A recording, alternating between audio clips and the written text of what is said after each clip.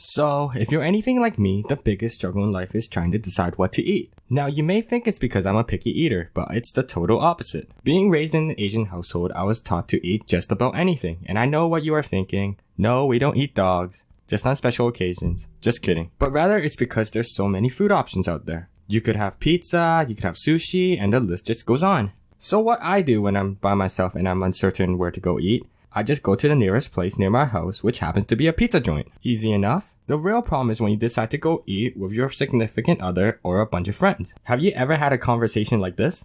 Alright, so what do you want to eat? I don't know, but I'm not picky, so I'm down for anything. Okay, sounds good. How about some good old mac and cheese? Oh my god, what are you, like 5? Okay, so I guess no mac and cheese. Then how about fish and chips? Oh my god, you know I hate fish, right? Nope, why didn't you tell me that sooner? I never knew you hated fish.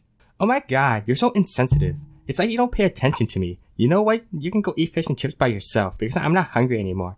And also, just so you know, it's over between us. I can't be with someone who doesn't understand me. But I thought you said you were down for anything. Yeah, isn't that how your conversations used to go too? So one of the things that makes deciding so hard is when people say they are down for anything. And it turns out they're just lying lazy bums that want you to come up with a solution.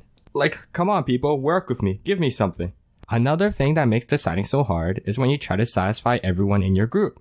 It's kind of like a Venn diagram where each circle represents what that person wants to eat, and the point in the middle where all the circles meet is what we're looking for. You see, it really limits the pool of possibilities. Thankfully, in our group we have a pretty reliable system. And by system, I mean my very good buddy Kev. One might think of Kev as an organizer, a coordinator, or even a problem solver. But I like to think of him more as a zookeeper. Because besides my boy Kev, no one in our group seems to be able to use their brains for whatever reason, so we are basically a bunch of monkeys. He is able to take all the information we give him and make a decision based on that. You may be asking what's the problem if you have someone like Kev? Well, the problem is Kev is not always here. The man likes to travel. When he's not here, I take it upon myself to take charge as I am probably the most suitable candidate to take on the task of Kev.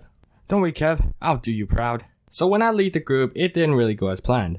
Let's just say, Kev, you made it look easy. I don't know how you do it, but every time I suggested a place, someone would have a problem with it. There was this one time where we took so long to decide that by the time we got to the location, the place was actually closed. So at that point, I was just like, oh, screw it, we're going to McDonald's. So yeah, when Kev is not around, we really need a better system.